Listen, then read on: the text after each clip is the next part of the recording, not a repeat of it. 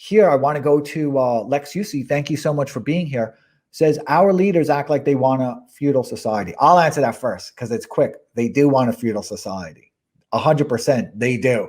They want to they want to rule lord-like over their little regions, right? You know, it's they want to be the princes. Darren, what do you think? Yes, I mean, I think that's fairly uncontroversial at this point. They want feudal society.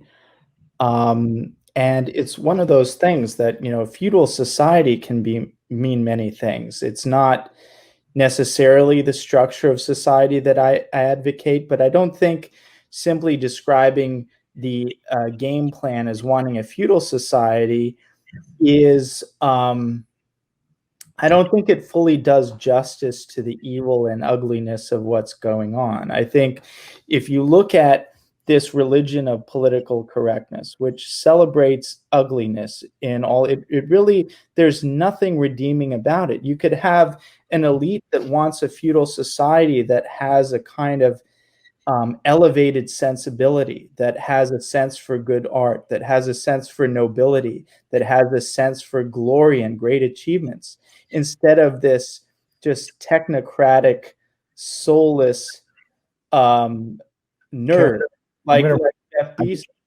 And let me finish this.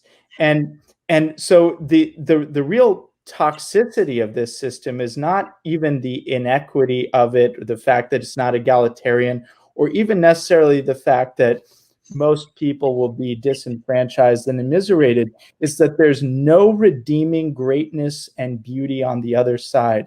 You have corrupt, ugly, and completely unworthy people at the top, and that is really the most disgraceful feature of what's going on. And so just to say that it's a feudal society doesn't capture that central of our ruling class.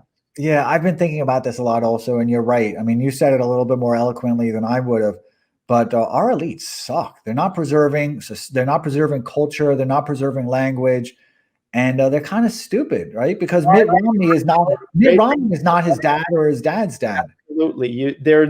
And the thing is that, you know, there are a lot of these theories about what is the vehicle to which we get to feudal society. Well, one way you can kind of deconstruct a society and rearrange its power structure is to support movements and really cultural trends that disintegrate society. And that involves inversion of values. It involves promoting trends that make it harder to have a family, and therefore you have a more atomized and vulnerable population.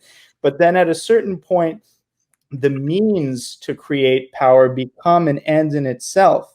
You sell yourself, as you said, the salesmen sell themselves, and all of a sudden there's this dominant culture that is this poison that is so inextricably and deeply connected to the American power structure and the American regime.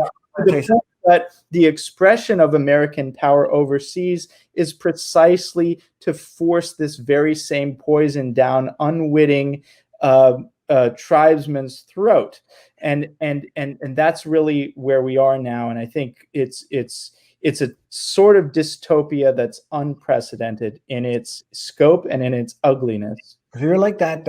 I've been watching a lot of fights lately because I'm trying to get back in shape. I am in good shape, and going to the gym a lot. I am in great shape, but my suits are all custom tailored, and they were custom tailored for me at a 32-inch waist, and right now it's probably like 33.25. So it's kind of awkward, right? I've got like when I tight, there's no belt, so when I put them really tight, I've got like that fat thing that's over it, and it's really embarrassing.